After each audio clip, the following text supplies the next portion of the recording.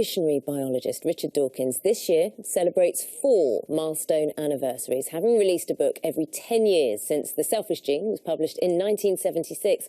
Well, as well as his scientific research, Professor Dawkins is well known as a passionate and sometimes controversial advocate of atheism, mostly notable in his book The God Delusion. Well, I went to meet him to find out more about his views on religion and how he lost his faith as a child. Let's talk about you and your upbringing. You were raised an Anglican. I went to Anglican schools. It was hard not to. In my time, virtually all schools were. But that doesn't mean that my parents raised me Anglican. When did you stop believing in God? I realised at the age of about 9 that there were lots of different religions and they couldn't all be right. But then I carried on believing in some sort of deistic God, some sort of divine creator. And that disappeared when I finally understood Darwinism and the fact that you don't actually need any kind of designer whatsoever in order to explain the beauty, the elegance of life and the apparent design of life. Did Christianity mould you in any way, mould the person you are today? I think there's something rather decent about the Anglican religion in its modern form, not in history, of course, but in its modern form. It stands for a measure of tolerance, which I admire. So I have a certain nostalgia for my cultural background, I suppose. Does it provide a moral code? No.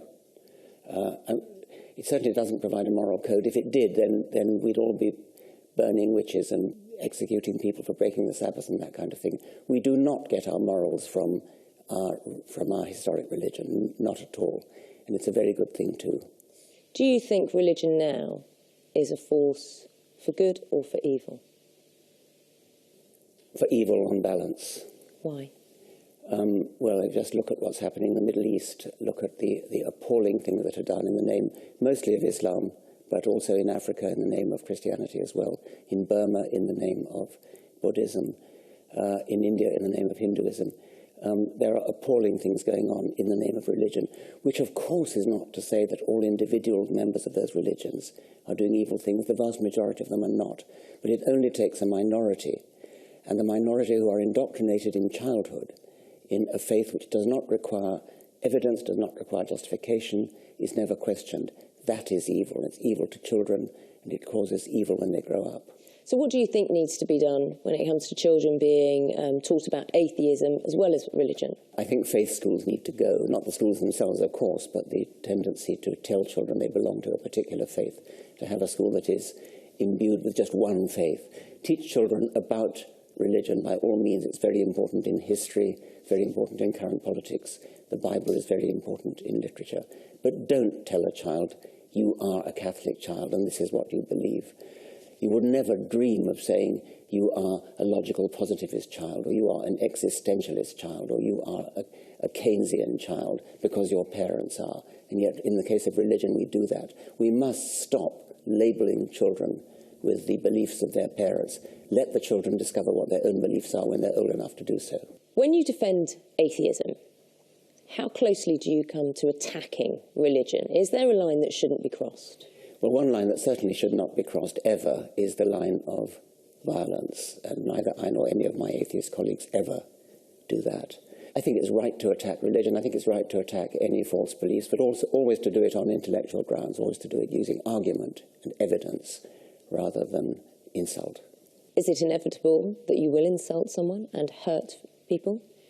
You may hurt people because they identify with their religion, which is a very unfortunate thing. I mean, you are not your religion. You are your own person. You are you. How do you cope with knowing that you have offended someone or hurt someone? I don't mind at all if it's simply their religion that causes them to be hurt. I would never hurt somebody by saying you've got an ugly face or something like that, but saying your religion is absurd, I'm quite happy to say that. I've noticed your voice is rather croaky, and I'm assuming this is after you've suffered a stroke earlier this year. Yes. How physically are you doing? I'm doing fine. My voice is really the main thing that I will have to worry about. I can't sing, but that's not something I need to do. And when I talk, if I talk, after a while, my voice becomes increasingly croaky.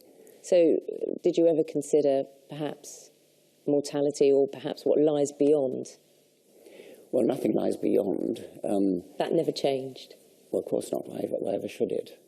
I mean, I consider mortality from time to time. I expect we all do, but certainly nothing lies beyond.